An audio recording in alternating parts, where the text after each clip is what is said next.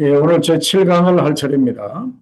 7강의 제목이 너와 같은 선지자 하나를 일으키리라 라는 제목으로 보도록 하겠습니다.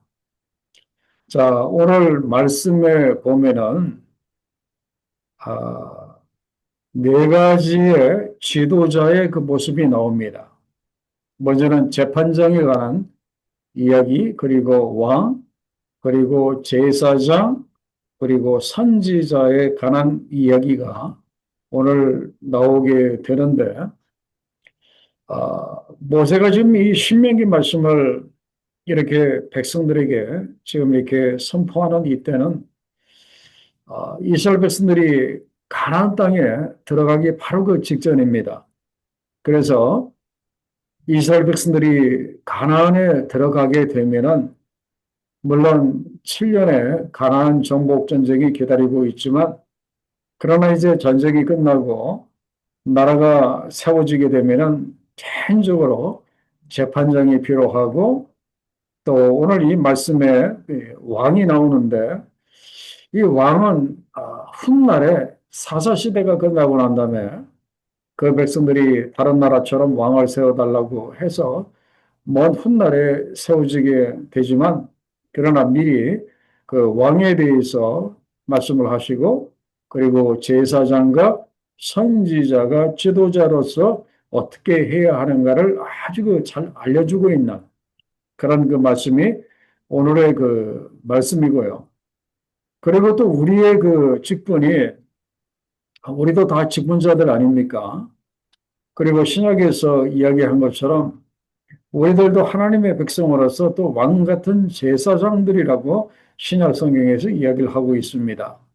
그래서 우리의 직분이 비록 구약의 그 사람들과 직분이 다를지라도 우리가 하나님의 백성으로서 이 직분을 통해서 배워야 할 내용이 분명히 있습니다. 그래서 옛날 이야기 그냥 한번 상고해보는 그런 시간이 아니라, 오늘 이 말씀을 통해서 내가 하나님의 그 직분자로서 어떻게 살아야 하는가를 배우는 그런 시간이 되었으면 좋겠습니다. 자, 먼저 재판장과 왕에 대해서 보도록 하겠습니다. 자, 거기에 보면은 재판장들이 그리고 백성의 지도자들이 백성을 어떻게 재판을 하라고 말씀을 하고 있는가 하면은, 오늘 본문의 말씀 하반절에 보면은 공의로 백성을 재판하라라고 말씀을 하고 있습니다. 공의로 재판을 하라. 그렇게 이야기를 하고 이렇게 있습니다. 그 시대도 마찬가지고 오늘 우리가 살고 있는 이 시대도 마찬가지입니다. 사람들이 살아가면서 그 나라에 대해서, 그리고 지도자들에 대해서 사모하는 것이 하나가 있습니다. 그것이 뭡니까? 정의를 사모를 합니다. 그 나라의 그 정의를 사모한다, 그런 말씀이에요. 그래서 여러분들이 그 좋아하시는 드라마를 볼 때도 보면은 그 드라마 내용이 올바른 재판을 한다든지 아니면은 정의의 재판을 한다든지 하면은 사람들이 굉장히 좋아하잖아요. 이러한 것들이 세상 살만나게 하기 때문에 이제 그렇습니다. 그렇기 때문에 그 지도자들이나 재판장들은 이렇게 억울함을 공평하게 풀어줄 수 있는 이런 걸 가져야 되고요. 그리고 법을 어긴 범법자들은 분명하게 가려내서 법에 따라서 처벌을 할 수 있어야 합니다. 그래서 정의가 강물같이 흐르는 그런 그 사회를 만들어야 한다, 이제 그런 말이에요. 왜 그런 사회를 만들어야 되는가 하면은, 그래야 백성들이 자기가 살고 있는 사회에 대해서 자부심을 느끼고, 이렇게 나라가 이렇게 공평하고 또 이렇게 정의가 흐르고 그러면은 자부심을 느끼고 열심히 더 나라를 위해서 일을 한다, 그런 말씀이에요. 그렇기 때문에 나라에 이런 하나님의 공평과 정의가 흐르는 것이 굉장히 그 중요한데, 자, 여기서 우리가 생각을 해야 될 것이 지도자들에게 있어서 무엇이 그 필요한가 하면은, 지도자는 먼저 백성을 공평하게 다룰 줄 알아야 되는데 이 백성을 공평하게 다루는 그 근본, 그 기초가 무엇인가가 이게 중요합니다. 그거는 지도자는 먼저 하나님의 의에 기초해서 백성을 공평하게 다룰 줄 알아야 한다. 그런 말이에요.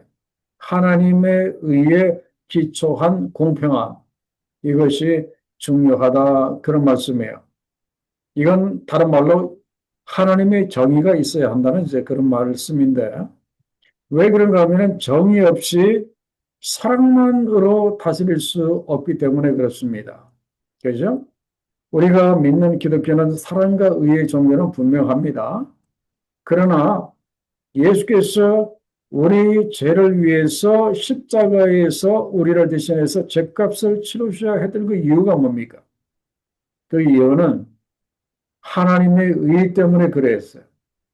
하나님의 의 때문에 그래했다. 그래서 예수 그리스도의 그 십자가의 사랑은 이러한 하나님의 의를 동반한 사랑을 보여주고 있다. 이제 그런 말을 쓰며요. 그래서 십자가의 사랑도 하나님의 의를 기초로 해야 한다는 것을 알 수가 이렇게 있습니다. 그렇기 때문에 무조건 뭐 저 사람이 불쌍하니까 무조건 봐주고 무조건 덮어주고 하는 것이 그것이 옳지 않다. 이제 그런 말씀이에요. 그, 옳지 않다. 이제 그런 말씀입니다.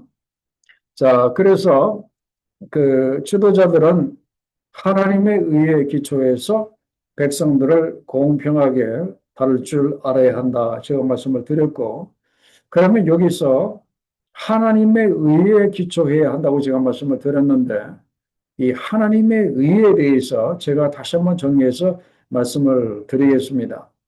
이건 굉장히 중요한 내용입니다. 왜 그런가 하면은 신약 성경에 구약 성경에 이 하나님의 의라고 하는 말씀이 참 많이 나오기 때문에 그렇습니다. 이 하나님의 의는 첫째, 죄를 그냥 넘어가지 않는 하나님의 성품. 이걸 이제 쉽게 하나님의 의라고 말씀을 드릴 수가 있습니다. 만약에 이렇게 한번 해볼까요? 만약에 하나님이 우리가 큰 죄를 지었는데 이스라엘 백성들이 엄청난 큰 죄를 지었는데 그냥 하나님이 그냥 용서해 버리시면 하나님은 무엇이 됩니까? 오늘 말씀 1절에 오늘 처음에 나와 있는 것처럼 우리 하나님이 불의한 재판장이 될 수밖에 없어요. 그죠? 그래서 우리 하나님은 우리의 죄를 용서하시기를 또 이렇게 원하시거든요. 용서해 주시기를 이렇게 원하시거든요.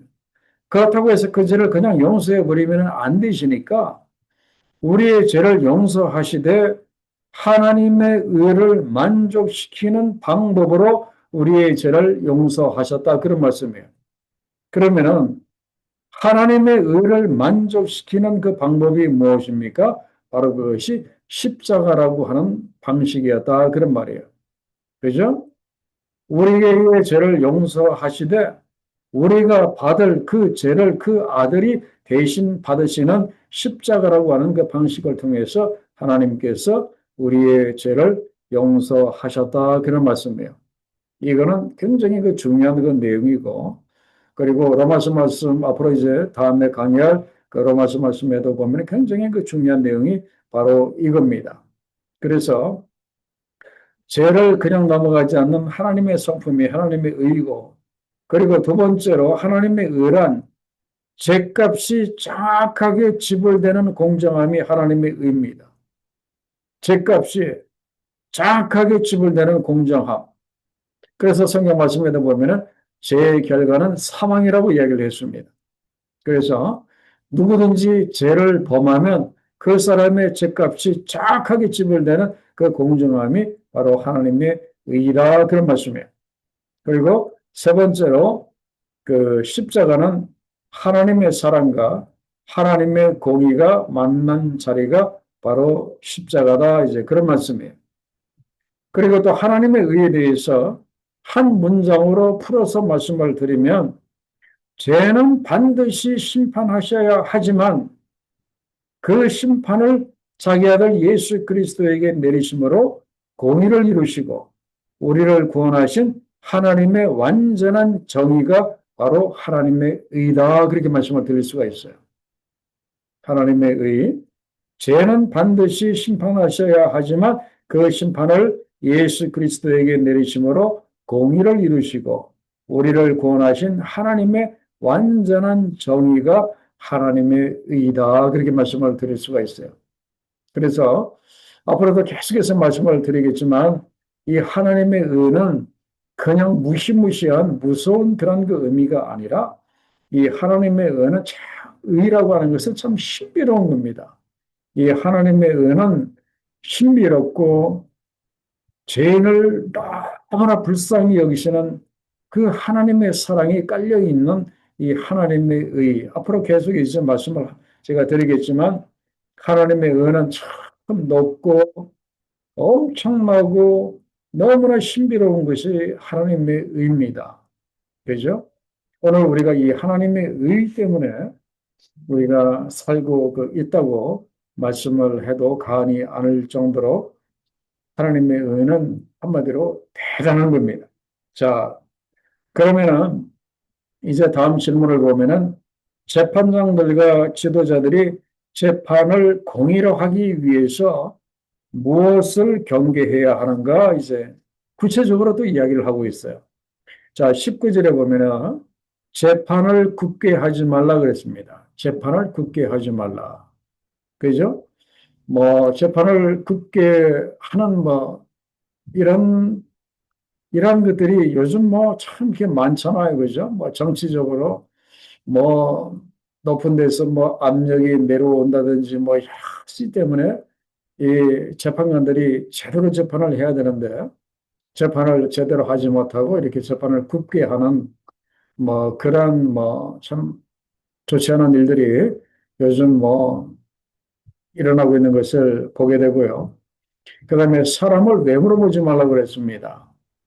뭐 부자라고 해서 조금 이렇게 봐주고 또 지위가 높은 사람이라고 해서 조금 봐주고 뭐 대기업의 뭐 회장이라고 해서 조금 이렇게 봐주고 그렇게 하지 말라 이제 그런 말씀이에요. 사람을 외모로 보고 판단하지 말라라고 분명히 성경은 말씀을 하고 있어요. 그리고 세 번째 이것도 굉장히 중요하죠. 돈을 받지 말라 그랬어요. 뇌물을 받지 말라 그랬어요. 한번 여러분들이 한번 생각을 한번 해보세요. 뇌물을 받고 난 다음에 법대로 그 사람을 공정하게 그대로 그렇게 재판할 수 있어요? 뇌물 받고 절대로 공정하게 재판을 할 수가 없어요. 왜 그렇습니까? 오늘 말씀에 그랬잖아요. 19절 하반절에 뇌물은 지혜자의 눈을 어둡게 한다고 그랬어요. 뇌물을 받으면 받은 사람의 눈을 어둡게 하고 그리고 재판장의 그 말을 굽게 한다고 그랬어요.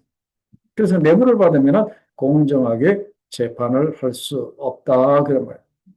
요즘 현대 판사님들이 좀 많이 배워야 할 말씀이 오늘 19절의 말씀이에요. 재판을 굽게 하지 말라. 사람을 외모로 보고 판단하지 말라. 그리고 뇌물을 받고 재판하지 말라. 이걸 좀 이 시대 판사님들이 좀 배웠으면 좋겠습니다. 자, 그다음에 여호와를 위하여 쌓은 제단을 얼마나 그렇게 여겨야 하는가. 그래서 21절과 22절에 보면은 하나님의 제단 곁에는 절대로 이 우상을 함께 두지 말도록 그렇게 말씀을 하고 있어요. 자, 그다음에 2번 문제를 보면은 하나님께 이제 그 예물을 드릴 때에도 거기에 보면은 어떤 걸 드리지 말라고 했습니까? 흠이 있는 재물, 그리고 병이 걸린 소나 양, 이러한 것들을 그 하나님께 드리지 말라 분명히 말씀을 하고 있고, 그리고 말라기서 말씀에도 보면은 만군의 여호와가 이르노라. 너희가 눈먼 희생 제물을 바치는 것이 어찌 악하지 아니하며 저는 것 그리고 병든 것을 드리는 것이 어찌 악하지 아니하냐? 그렇게 하시면서 재밌는 말씀을 하십니다.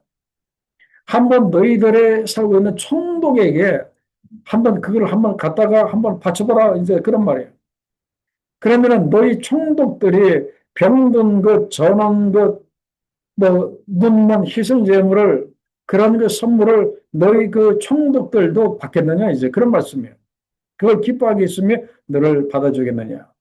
하물며 하나님께 드릴 때 어찌 그런 것을 드릴 수 있겠느냐라고 말라기서에서 말씀을 하고 있는데, 여기서 우리가 생각을 해야 될 것이 이 말라기서가 구약 성경에 어디에 있습니까? 구약 성경에 맨 마지막에 있는 말씀이에요. 이제 말라기서 다음에 400년이 지나면 예수께서 오실 바로 그때예요. 그러니까 예수님이 오시기 400년, 구약이 한참 흐르고 난 다음에 엄청난 시간이 흘렀는데도 불구하고 계속해서 말라기서 말씀에서 넘은 재물을 어떻게 하나님께 바치겠느냐, 전한 것, 병든 것을 어찌 바치겠느냐 말씀이 이렇게 수천 년이 흐르면서도 계속 이 말씀이 나오는 것은 백성들이 참 우매하다 그런 말이에요. 그렇게 수천 년에 걸쳐서 그걸 드리지 말라 그러는데 좋은 것들은 자기네들이 다 가지고요. 하나님께 제물을 드릴 때 병든 것, 저는 것, 눈먼 것, 이런 걸 이렇게 드렸다 그런 말이에요. 예를 들면 이 시대로 말하면 우리가 하나님께 헌금을 드릴 때 좋은 건 자기가 다 가지고 뭐 별로 그렇지 않은 것 이렇게 드리는 걸로 비유할 수가 있어요. 그렇게 하지 말라고 지금 신명기 17장 1절에서 말씀을 하고 있는데, 이것이 수천 년이 흐르고 난 다음에 구약의 마지막 말라기서 말씀에서도 이렇게 말씀을 하고 있습니다. 사람들이 참 변하지 않는 참 그 악한 모습을 보게 되죠. 그리고 그 다음 질문을 보면은요, 다른 신들을 섬기는 자의 소문을 들었을 때는 어떻게 하라고 했습니까? 아주 심각하게 대하라라고 이야기를 합니다. 그래서 3절에 보면은 여호와의 목전에서 악을 행한다고 2절 하반절에 말하고 있는데 그건 우상 숭배의 죄를 말합니다. 구체적으로 3절에 보면은 다른 신들을 섬기고 이제 그것들에게 절을 하고 그다음에 일월 성신, 해와 달과 별들에게 그렇게 신호로 모시고 이제 절을 하는 경우를 이야기를 합니다. 그럴 경우에 4절에 보면은 이것을 자세히 재판장들이 조사를 해서 그것이 사실로 발견이 되면은 5절에 보면은 그 악을 행한 남자나 여자를 강장으로 끌어내서 사람들이 이제 그 남자나 그 여자를 돌로 쳐 죽이도록 이제 그렇게 했어요. 이거는 어떤 그 계명을 어기는가 하면은 제1계명을 어기기 때문에 그래요. 너는 나 외에는 다른 신들을 너희에게 두지 말라고 분명히 말씀을 하셨거든요. 그래서 하나님이 가장 싫어하시는 죄가 바로 우상 숭배의 죄입니다. 그렇기 때문에 오늘 우리도 하나님보다도 더 우선순위에 두는 그 어떤 것이 있다면 우리가 그것을 회개하고 내려놓을 수 있어야 한다. 이제 그런 말씀이에요. 제일 싫어하는 죄가 바로 우상 숭배하는 그 죄입니다. 자, 그다음에 3번 문제를 보면은 판결하기 어려운 일이 생길 때는 어떻게 하라고 했습니까? 자, 8절에 판결하기 어려운 일은 지방에 있는 재판관들이 이제 판결을 해야 되는데 지방의 재판관의 어떤 자격으로 참 굉장히 힘들어요. 그럴 경우에는 그 구절에 보면은 어떻게 하라고 했습니까? 레위 사람 제사장과 당시 재판장에게 가서 물어라라고 이야기를 하고 있습니다. 그래서 이거는 어디에 가서 물어보라고 이야기를 하는가 하면은 중앙의 성소에 있는 상급 재판장에 가서 이제 물어봐라 이제 그런 말이에요. 그런데 이것이 이제 후대에 무엇으로 바뀌는가 하면은 예루살렘 공의회로 바뀌고 일명 산헤드린이라고 하는 걸로 이제 바뀌게 됩니다. 그래서 거기에서 그 최종 판결을 하게 되는데 요즘 나라로 말하면은 이렇게 대법원이라고 할까요? 뭐 그렇게 되겠죠. 이 사내들인이 그 첨조에 뭐라고 나와 있죠? 71명으로 이제 구성이 된다 그렇게 말씀하고 있어요. 그 대제사장 한 명과 그리고 24명의 제사장 그리고 24명의 장로 그리고 22명의 랍비 학자들이 이제 모여서 이제 지방에서 판결하기 어려운 것을 이제 이 사례들인 바로 이제 여기에서 이제 재판을 하도록 이제 그렇게 했습니다. 자, 그다음 질문이 이제 연결이 되는 거예요. 이 오만불순한 마음으로 제사장과 재판장의 판결을 듣지 않는 자.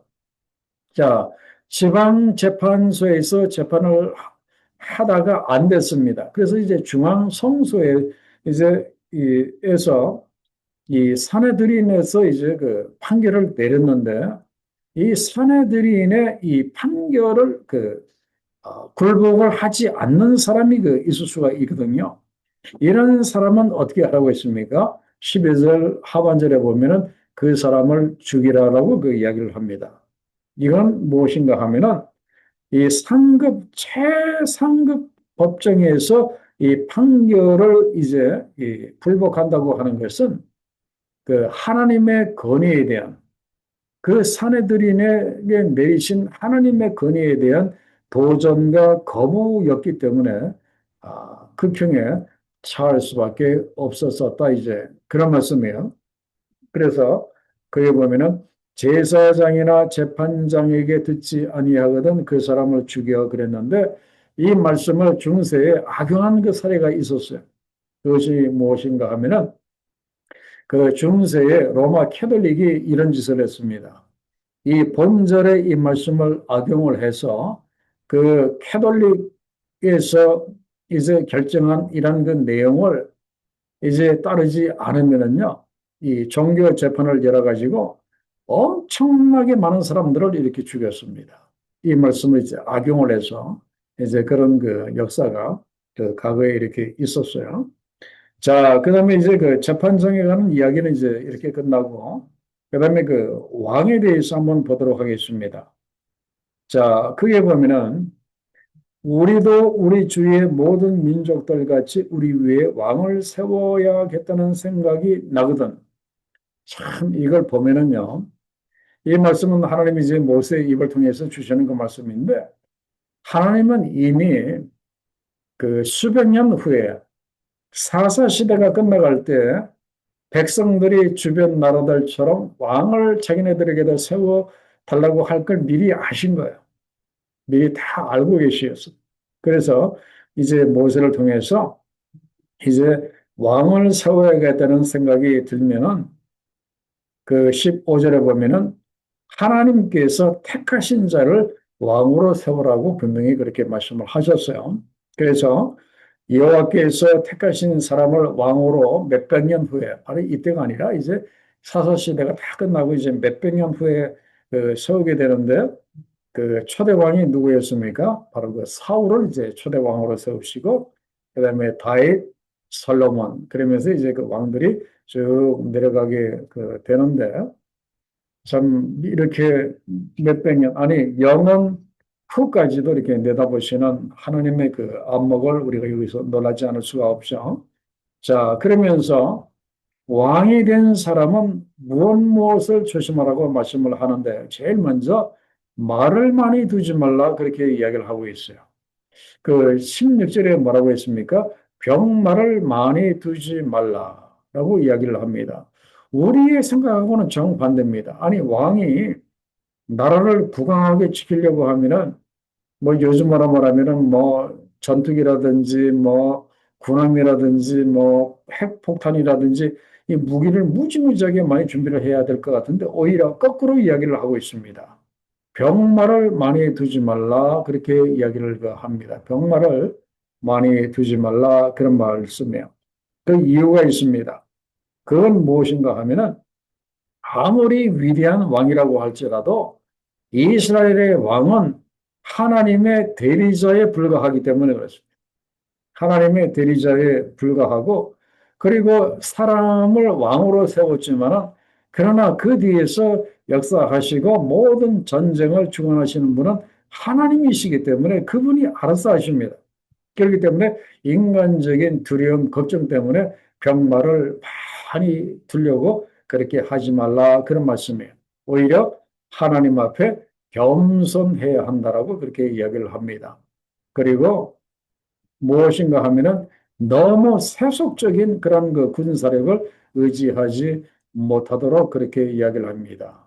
세속적인 군사력을 의지하지 말고 왕의 왕이시고 그리고 전쟁의 주관자이신 하나님을 왕이 다 이제 의지하도록 하기 위해서 병마를 적당히 둬야지 너무 그렇게 많이 두지 말라고 이야기를 하고 있고 그 다음에 두 번째 주의사항이 무엇인가 하면은 병마를 얻기 위해서, 말을 얻기 위해서 사람들을 애굽으로 보내지 말라 그렇게 이야기를 합니다.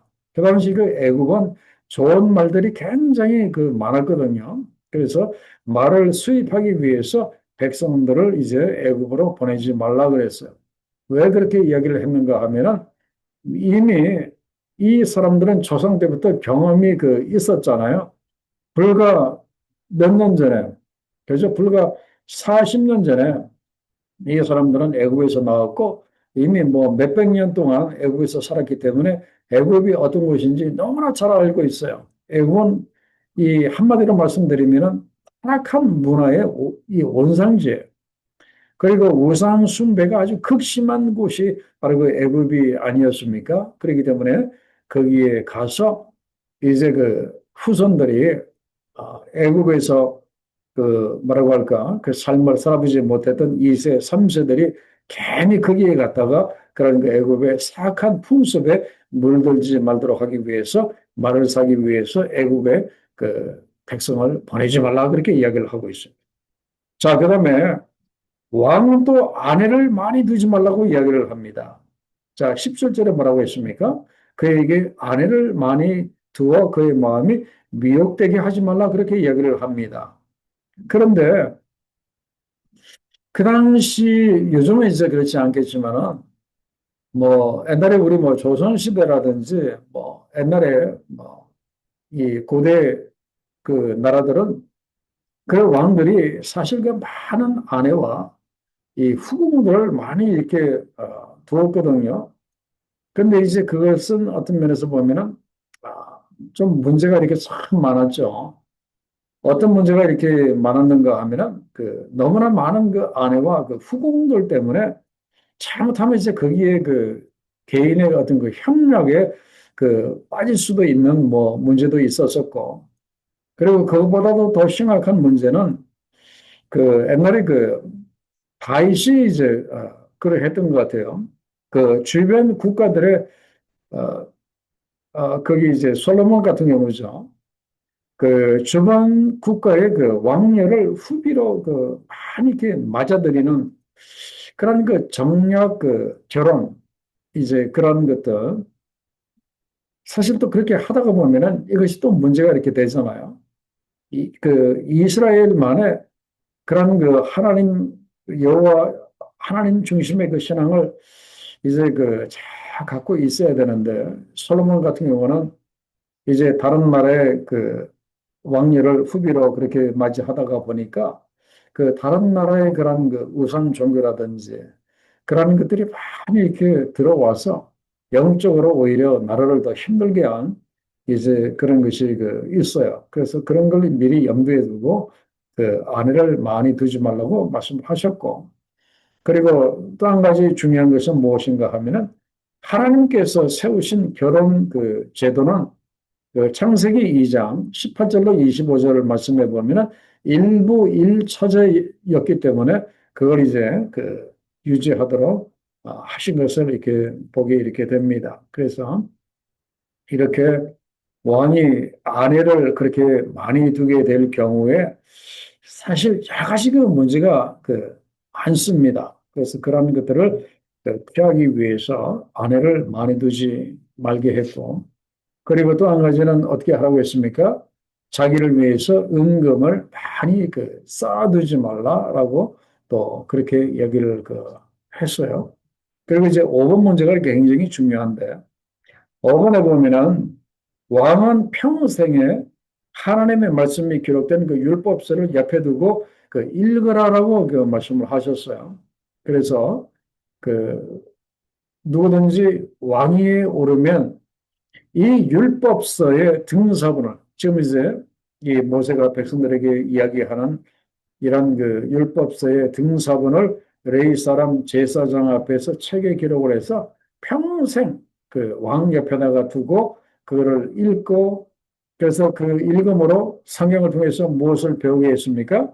하나님 여호와 경외하는 법을 이제 배우고 그리고 율법의 모든 말씀과 규례를 지키도록 하기 위해서 왕은 항상 성경을 옆에 두고 그것을 읽도록 이제 그렇게 했었어요. 그래서 이건 참 우리가 본받아야 할 그런 그 내용이에요. 우리도 당연히 이렇게 해야 되겠죠. 항상 성경 말씀을 우리 옆에 두고 그것을 읽음으로 인해서 하나님 경외하는 것을 배우고 그리고 말씀을 지켜 행하는 법을 우리가 배워야 한다. 이제 그런 말씀이에요. 그래서 제가 참조로 드린 그 내용을 보면은 제가 그 최근에 그 왕들 중에서 대통령들 중에서 이 성경 말씀을 가까이 한 그런 그 대통령이 누군가 이렇게 찾아봤더니 그 아주 그 유명한 여러분들도 잘 아실 거예요. 그 미국의 그 16대 대통령이었던 그 링컨. 이 링컨은 그 어떤 그 이야기를 했는가 하면은 하나님이 나에게 주신 최대의 선물은 성경이다라고 그 이야기를 했어요. 그리고 나라를 다스려가면서 항상 하나님의 말씀을 이제 의지했고, 특별히 링컨이 가장 좋아했던 말씀이 시편 34편 4절의 말씀을 굉장히 좋아했다고 하더라고요. 그 말씀이 무엇인가 하면은 내가 여호와께 구하며 내게 응답하시고 내 모든 두려움에서 나를 건지셨도다. 이 말씀을 그가 가장 좋아했다고 합니다. 왜 그런가 하면은 나라의 대통령으로서 나라를 다스릴 때 얼마나 힘들고 어려웠겠습니까? 그럴 때마다 하나님께 기도할 때마다 하나님이 응답해 주시고 그리고 모든 그 두려움에서 자기를 건져 주시기를 간절히 바라는 마음으로 이제 시편 34편 4절의 말씀을 아주 그 좋아했다. 거의 매일같이 그 말씀을 봤다라고 그 이야기를 그 하고 이렇게 있습니다. 그래서 우리도 하나님의 말씀을 늘 가까이 하는 것이 이렇게 중요하다 하는 것을 그 알 수가 이렇게 있습니다.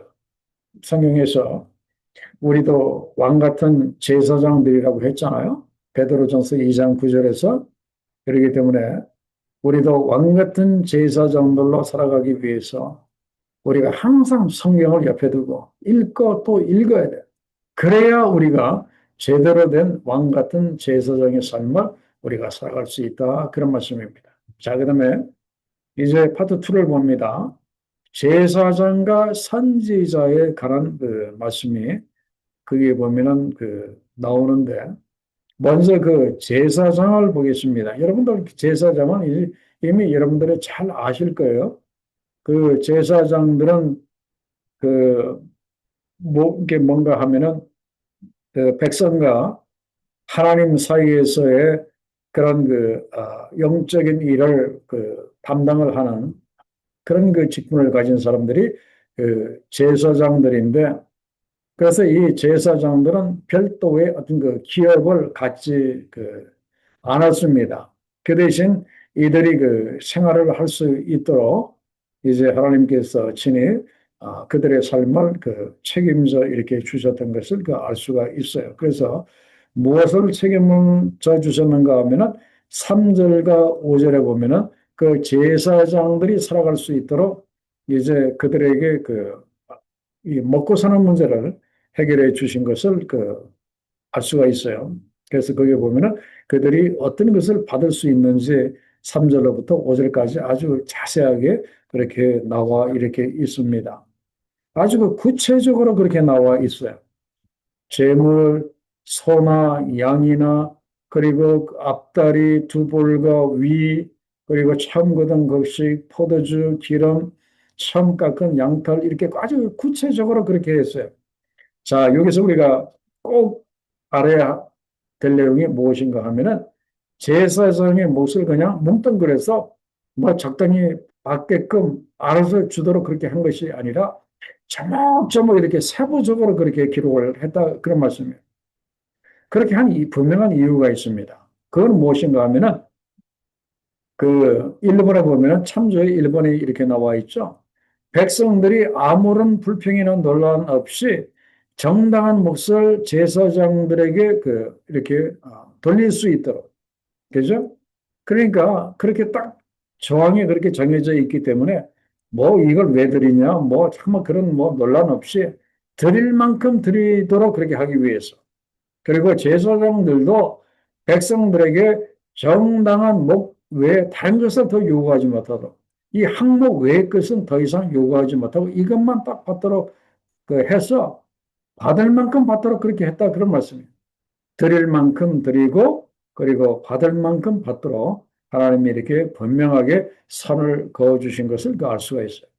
그리고 레인들이 거주지를 옮겼을 경우도 마찬가지입니다. 이것은 주로 어떤 곳인가 하면은 이제 지방에 있는 이 레인들이 그 중앙 성소에서 일하기를 원해서 이제 글로 갈 경우 그도 이제 거기에 가서 이제 그대로 이제 받도록 이제 그렇게 했고 그다음에 그 8절에 보면은 어떤 이야기가 나와 있는가 하면은 그가 조상의 것을 판 것은 별도의 소유라 그렇게 나와 있는데 이것은 제사장들이 자기 조상들로부터 물려받은 어떤 그 부동산을 이야기를 합니다.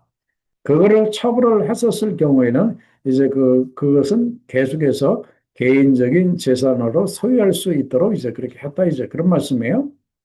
자, 그럼 이제 2번 문제를 보도록 합니다. 자, 2번을 보면은 이스라엘 백성들이 가나안 땅에 들어갔을 때 어떤 가증한 행위를 본받지 말도록 그렇게 이야기를 했는가 하면은 참 이걸 보면은 하나님이 미리 내다보신 거예요. 여러분들이 그 그림을 한번 보세요. 그 그림을 보면은 그 몸뚱아리는 사람인데 이 머리는 이 소의 이 황소의 그 모습을 하고 있는 이 몰렉이라고 하는 그 신인데 그 신의 그 발 있는 데 보면은 그 불이 그렇게 피어져 있고 그다음에 손을 벌리고 있는데 그 밑에 불이 피어져 있기 때문에 그 철로 된 동으로 된 이 손이 얼마나 뜨겁겠습니까? 벌겋게 지금 이렇게 달아있죠. 거기에다가 사람들이 자기의 자식을 저렇게 바치는 아주 그 끔찍한 짓을 하는 이라는 것을 이제 거기서 보게 이렇게 되는데 바로 이 장소가 어디였는가 하면은 오른쪽 지도를 한번 보세요. 거기에 보면은 먼저 성전산을 한번 이렇게 찾아보세요. 그 성전산이 그 지도의 그 중앙에 그 위쪽에 보면 이렇게 나와 있잖아요. 바로 여기가 그 예루살렘 성전이 있는 이제 바로 거기였어요. 그런데 그 밑으로 쭉 내려오면은 흰놈의 골짜기라고 이렇게 나와 있어요. 바로 여기에서, 바로 여기에다가 이 몰렉을 세워놓고 여기에서 자기 자식을 저렇게 불에 태워 죽이는 이런 이 끔찍한 이런 것을 했다 하는 거예요. 참 보면 기가 막히지 않습니까? 어떻게 예루살렘 성전에서 사람이 좀 걸어가면은 뭐 한두 시간이면 걸어갈 수 있는 그 가까운 데서 아주 가까운 거리에서 저렇게 자식들을 불에 태워서 이렇게 우상 몰락에게 이렇게 바쳤다는 것이 참 이해가 이렇게 되지 않습니다. 이걸 보면은 인간의 근본이 얼마나 이렇게 악한지 이걸 이렇게 알 수가 이렇게 있습니다. 매일 성령이 붙들어 주시지 않으면은 마귀가 되는 것은 한순간이다 하는 것을 이렇게 알 수가 있어요. 그리고 불과 모세는 하나님께서는 이미 저 백성들이 가나안 땅에 들어가서 저짓을 할 것을 이미 아시고 지금 모세를 통해서 그렇게 하지 말라고 분명히 말씀을 지금 하고 계십니다. 그런데도 이 말을 안 듣고 이들이 그렇게 했어요. 그리고 신명기뿐만 아니라 그 열왕기하, 그 다음에 역대하, 이 말씀, 그 다음에 레위기 말씀 수백 년이 흐르면서 계속해서 제발 그렇게 하지 말라. 제발 너희들의 아들들을 불 가운데로 지나가게 하지 말고 너희들의 자녀를 불살하지 말고 그 몰렉을 섬기는 어리석은 짓을 하지 말라라고 이야기를 했는데 이들이 수백 년에 걸쳐서 계속해서 이런 짓을 그들이 했던 것을 보게 이렇게 됩니다.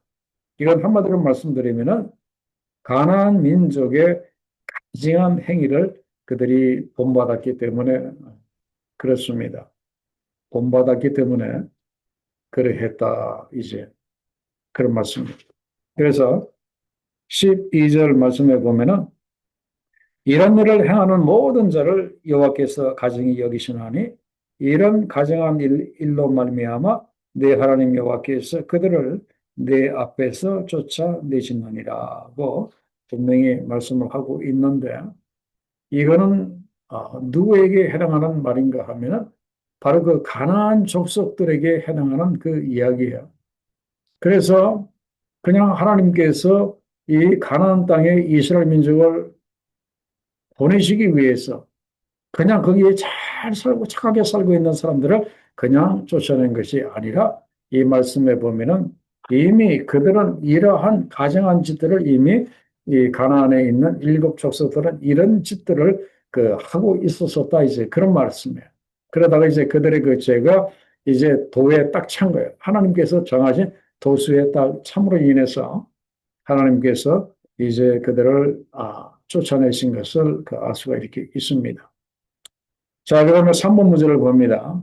이제 하나님께서 이제는 그 선지자에 관한 그 이야기인데 그 선지자 하나를 그 일으킬 것을 그 약속을 하셨어요. 그런데 그 선지자를 세우셨다고 했는데 그 선지자는 그 못하는 사람입니까? 그 디모데전서 2장 5절에 뭐라고 했어요? 사람과 사람 사이의 중보자도 한 분이시니 곧 사람이신 그리스도시라고 그 이야기를 하고 이렇게 있습니다. 그래서 이 하나님과 사람 사이의 중보자 역할을 하는 사람이 바로 그 선지자라고 이야기를 할 수가 있고, 그리고 참 선지자, 새 언약의 중보자는 바로 예수 그리스도이신 것을 그 알 수가 이렇게 있습니다.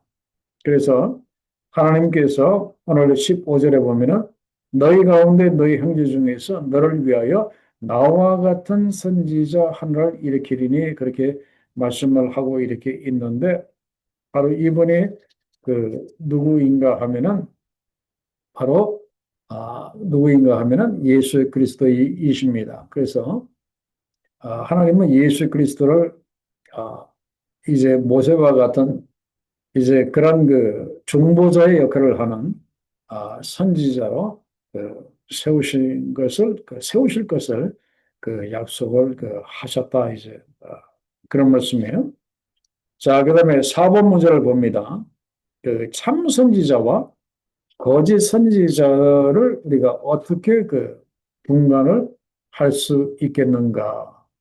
이제 그렇게 이렇게 나와 있는데 그게 보면 한 두 가지 정도로 그 말씀을 하고 있어요. 첫째는 아무리 그 사람이 신비한 능력으로 예언을 그 성취를 그 한다고 할지라도 다른 신들의 이름으로 그러한 능력을 행하는 자는 그 참 선지자가 아니라고 분명히 그 이야기를 합니다. 그래서 그리고 두 번째 하나님의 이름으로 말을 했다고 할지라도 그 말에 능력이 없어서 자신이 한 말에 대해서 어떤 그 증언을 제시를 못하거나 아니면 자기가 한 그 예언의 어떤 그 성취를 못하는 사람들은 모두 거짓 선지자들이다 그렇게 이야기를 하고 이렇게 있습니다. 이거는 이제 요즘 이 시대와 조금 이제 다릅니다.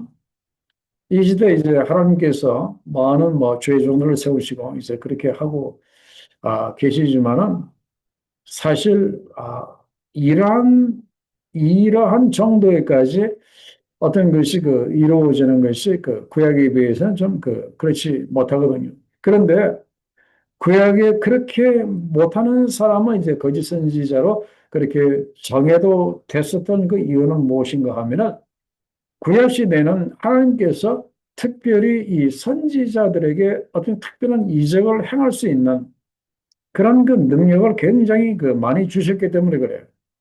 그죠? 옛날에 보면은 엘리야라든지 그다음에 엘리사라든지 그 수많은 그 선지자들을 한번 보세요. 엄청난 그 능력을 그 행했거든요. 심지어 죽은 자들까지 이렇게 살리고요. 엄청난 일을 이제 그때 거의 다 대부분의 그 선지자들이 거의 다 그 능력을 행했어요. 그런데 그런 그 능력을 행하지 못함으로 인해서 자기의 그 예언을 그 성취하지 못하는 하나님께서 주신 예언을 성취하지 못하는 자들은 모두 다 거짓 선지자였다. 이제 그런 말씀이에요.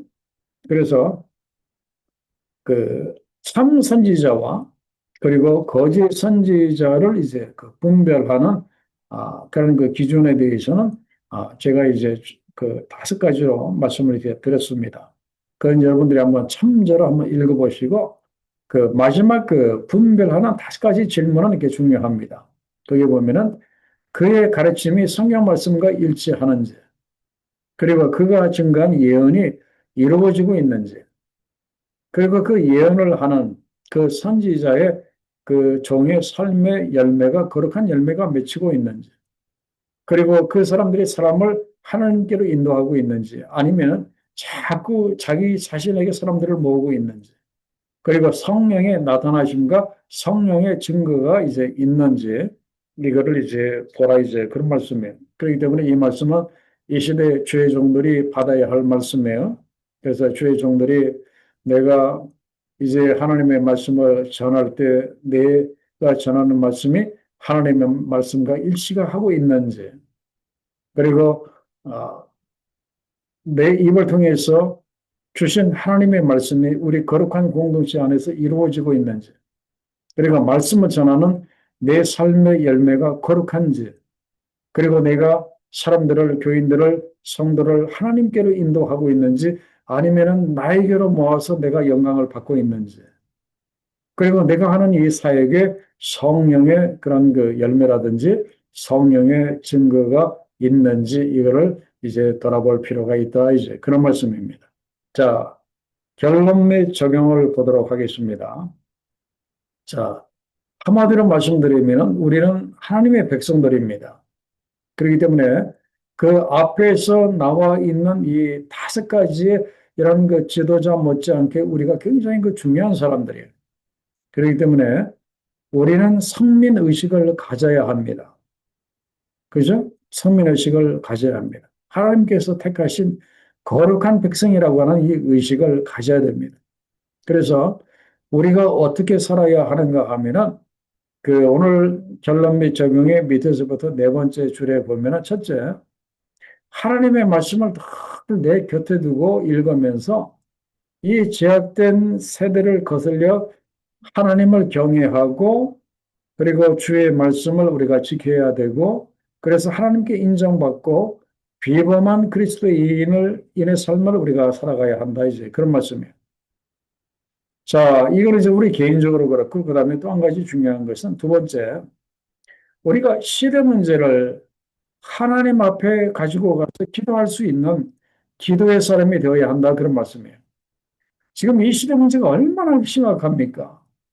세계 도처에서 뭐 제약이 뭐 난무하고 전쟁과 전쟁이 끊이지 않고 각 나라마다 뭐 사회마다 여러 가지 그 시대 문제가 아주 심각한데, 이러한 그 시대 문제를 가지고 하나님 앞에 가서 기도할 수 있는, 중보 기도할 수 있는 사람이 되어야 한다, 그런 말씀.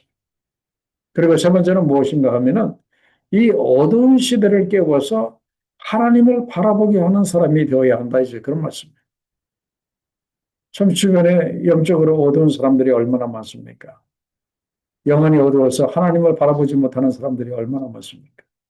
그 사람들을 깨워서 하나님을 바라보게 하는 사람이 되어야 한다, 그런 말씀이에요. 왜요? 우리는 하나님이 택하신 하나님의 백성이고 하나님의 성민이기 때문에 그렇습니다. 기도하겠습니다.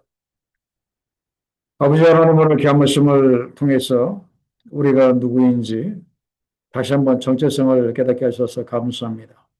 우리는 하나님께서 택하신 백성이요, 이제 왕 같은 제사장들이요, 하나님의 성민인 것을 다시 한번 깨닫게 하시고, 우리가 어떻게 살아야 하는지 하나님 이제 말씀을 통해서 세 가지 분명한 것을 깨닫게 하셔서 너무나 감사합니다.